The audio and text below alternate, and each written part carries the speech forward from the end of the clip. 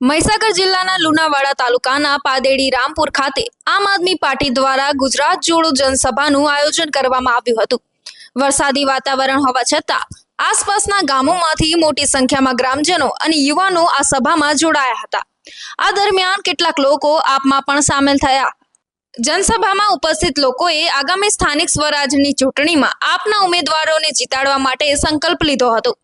આ જનસભા મહીસાગર જિલ્લાના પ્રમુખ બાબુભાઈ ડામોર, લુણાવાડા વિધાનસભાના પ્રભારી નટવરસિંહ સોલંકી તેમજ પાર્ટીના અનેક કાર્યકરો અને હોદ્દેદારો પણ હાજર રહ્યા હતા।